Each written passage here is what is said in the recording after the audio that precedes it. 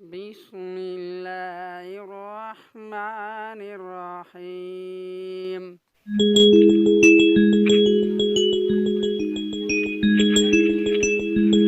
अस्सलाम वालेकुम बच्चों।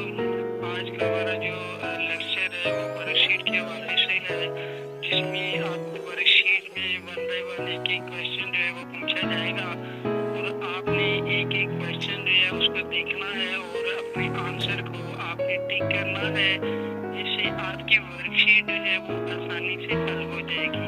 मैंने जो लेक्चर लिया है वो आपका पेज नंबर 4 और 5 है। जब आप मेरा लेक्चर सुन लो तो उसके बाद बेटा आप अपनी बुक निकालोगे, उस पर आपने इसको हल करने की कोशिश करनी है। और मुझे उम्मीद है कि जैसे ही आप ये लेक्चर देख लेंगे, लेक्चर को देखने के बाद आपको आपका जो लेसन का जो सबक है वो आपको बड़ी इजीली याद हो जाएगा। तो पहला जो आपको वर्कशीट में क्वेश्चन पूछा गया है वो ऑलरेडी सॉल्व है।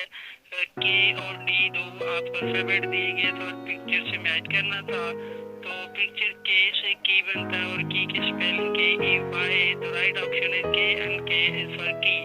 तो नेक्स्ट जो आपके पास सवाल आया है वो वर्कशीट में से आपको एफ और बी दिया गया है और आपसे पूछा गया है कि पिक्चर जो है वो किस अल्फाबेट के मुताबिक दुरुस्त है। तो वो आपने देखा, तो देखने के बाद आपने फैसला किया वो बी फॉर बैट होता है, B-A-T बैट, सॉरी।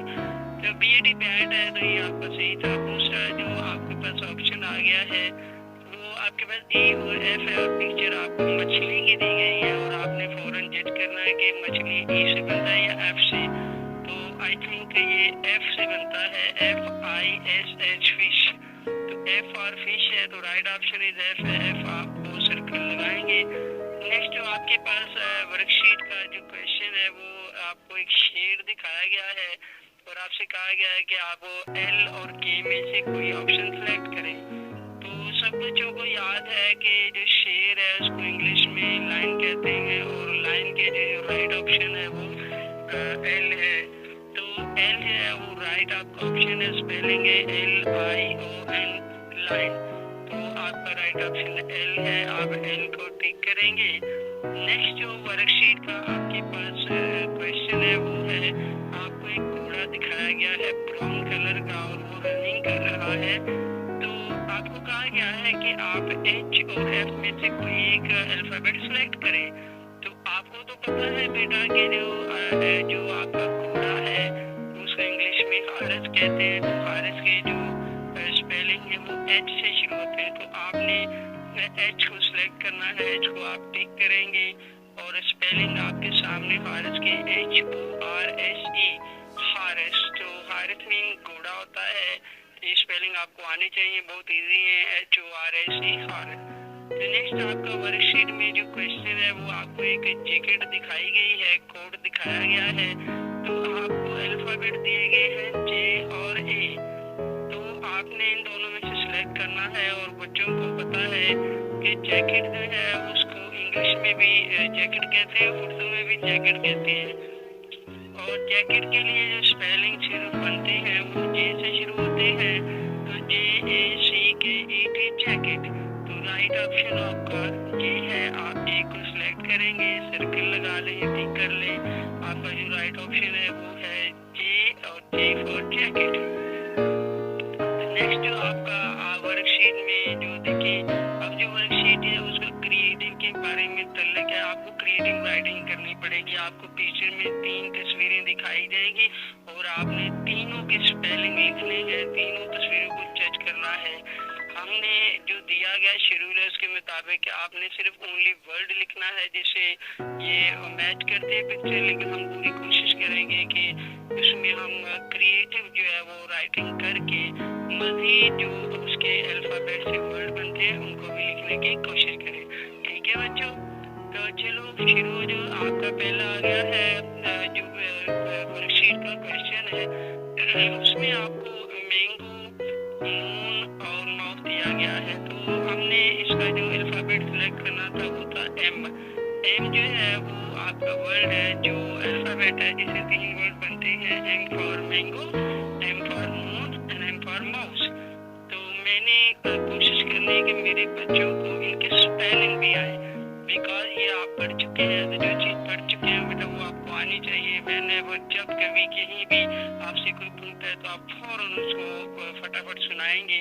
तो M for mango, MENGO mango, और M for moon, MOON moon, और M for mouse, MOUSE mouse. तो बेटा ये आपको स्पेलिंग भी आने चाहिए। आपने एम जज कर लिया, एम आप लिख लेंगे, तो आपके पास इन तीनों के स्पेलिंग भी आने चाहिए, क्योंकि आपका जो असल पॉइंट है वो लिखना होता है। उसके बाद अगला आ गया है, इस पिक्चर में आपको 3 तस्वीरें दिखाई गई हैं और आपसे कहा गया है कि आप अल्फाबेट जो है वो जज करें कौन सा आता है। तो अगर बच्चों ने पिछला लेसन जो हमारे 3 लेक्चर कोर्स से याद किए होंगे, तो तैयारी की होगी, तो उनके लिए तो फौरन वो तो 1 सेकंड भी नहीं लगाएंगे और फौरन बोल देंगे कि ये सी अल्फाबेट जो है इससे ये मैच करते हैं तीनों। C for cup, C for cat और सी फॉर को। इसका स्पेलिंग भी आपको आने चाहिए। सी फॉर कप है और सी फॉर कैट है और सी फॉर को। तो ये तीनों स्पेलिंग आपको आने चाहिए, ठीक है। CUP cup, CAT cat, COW cow, ठीक है। CUP कप है, ये स्पेलिंग आने चाहिए, कैट के भी और को भी, ठीक है बच्चों। आपको राइटिंग करनी आनी चाहिए, आपको स्पेलिंग आनी चाहिए, बहुत ज़रूरी है, ठीक है। नेक्स्ट जो है वो आपके सामने आ गया है, पिक्चर में दिखाया गया है, कुत्ता है, बतख है और दरवाज़ा है। तो आपको फौरन जजमेंट होनी चाहिए कि कुत्ते को इंग्लिश में क्या कहते हैं, बतख को इंग्लिश में क्या कहते हैं और दरवाजे को इंग्लिश में क्या कहते हैं। तो अगर हम गौर करें तो हमारे ज़हन में एक वर्ड आता है, वो आपका जो अल्फ़ाबेट है वो फौरन ज़हन में आ जाता है। बता सकते हैं कौन सा अल्फ़ाबेट है? सोचिए ना, जोर लगाएं। आपको पढ़ाया गया तो याद की, जो बच्चे याद करते हैं ना तो फौरन बता देते हैं। लर्न बाय हार्ट उन्हें तो पानों पर ही याद होता है। ले जी, वर्ड आ गया, अल्फ़ाबेट आ गया। डी से बनता है टॉप, डी से बनता है DOG डॉग है, और डी से बनता है डक, DUCK डक। बड़े इजी स्पेलिंग है। और डी से बनता है DOOR टूर। तो DOG dog first, DUCK dog second, DOOR dog third. तीनों स्पेलिंग डी से रिलेटेड आपको आने चाहिए।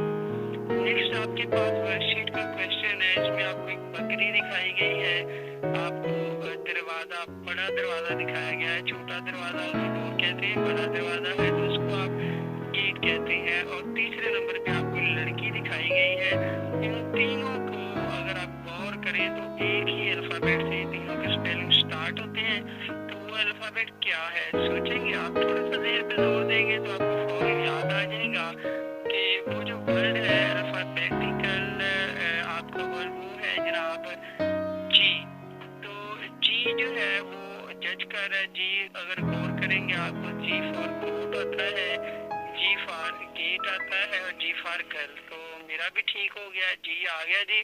तो इसके बाद जी फॉर गोट आया है, GOAT गोट, और जी फॉर गेट आया है, GAKE गेट। और तीसरे नंबर पे जी फॉर गर्ल आया है, GIRL गर्ल।